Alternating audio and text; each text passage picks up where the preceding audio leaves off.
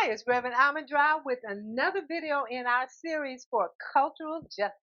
Today we are talking about the legacy of mothering. African American women are fierce mothers. They protect their children and their families. Where did that come from? It came from our heritage. On the continent in Africa, we are revered as mothers.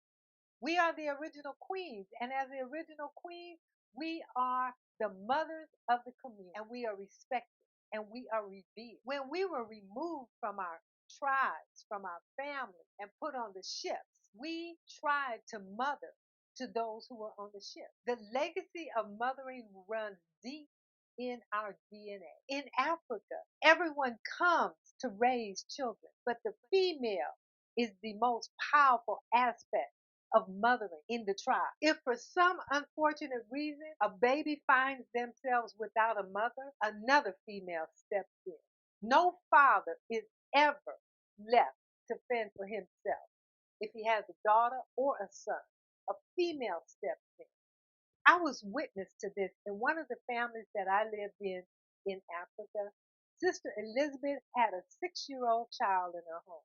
She explained to me that the mother of this little girl was her friend. And unfortunately, when she passed from cancer, Sister Elizabeth stepped up to become a surrogate mother to that little girl. Her father would come over 2-3 times a week to be with her, to talk with her, to bring her whatever she needed. But Sister Elizabeth stepped up and raised that little girl because that little girl needed to have a powerful female role model in her life. There was never a question about it. If a woman is having her first child in her last 2 months of pregnancy, she moves in with her mother, and her mother takes care of her. And her husband comes over every day to visit her and to eat, but she stays in the home of her mother because her mother is going to mentor her and train her and take care of her until her baby is born. And when her baby is born, she continues to stay in the house with the mother for another week. For 7 days, a mother and a child stay in the confines of the house so that the mother and the child can bond. And on the 7th day, they have a celebration. And that celebration is called an outdooring ceremony. In the wee hours of the outdooring ceremony, the father goes to the home of his mother-in-law where his wife and his new baby is. And he takes his new baby and they go to a location where there's going to be an intimate ceremony, a ceremony with the godparents of the child and a couple of relatives from the mother's side and from the father's side. And in that ceremony, that child is blessed. That child is placed upon the earth so that it knows what the earth feels like. That child is given a drop of water and a drop of clear alcohol beverage into their mouth so that they know the difference between water and spirit. And it is at that time that someone stands up and they repeat the names of all the ancestors on the father's side and all the ancestors on the mother's side so that that child knows it is connected to a tribe. The father takes the baby and holds that baby up to the sky because now the sun is starting to rise. And for the first time, the father utters the name of this child. And that name is representative of a virtue that that family wants that child to bring into the family. After that sacred ceremony happens, they all leave and go to a larger ceremony where the community is waiting, the rest of the family,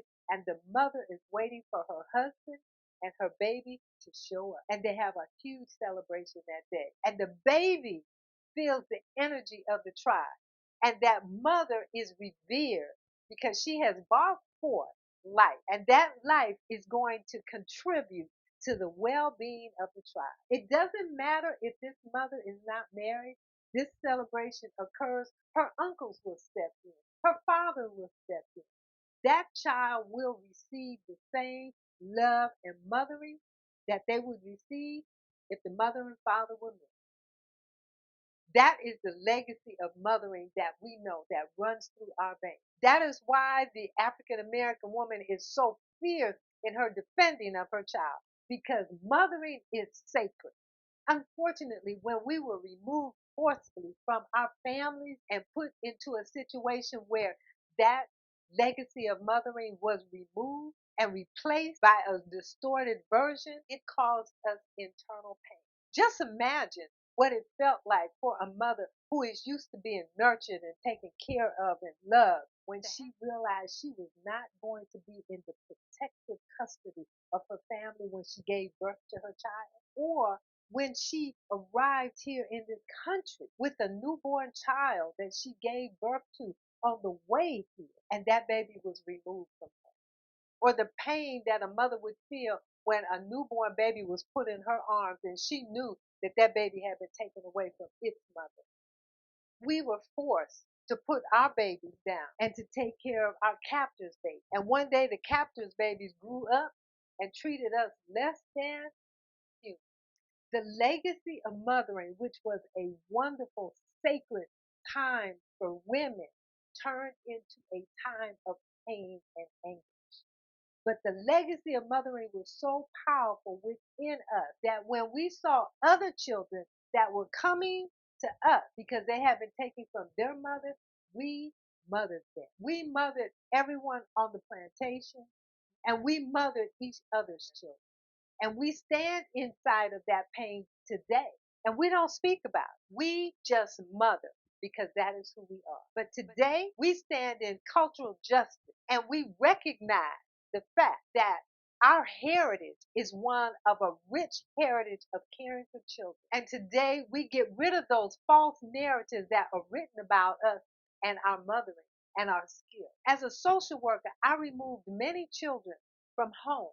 It broke my heart because the system was saying that this mother was unfit to care for her child. And I placed that child not in another relative's home, but I placed that child in the home of a stranger.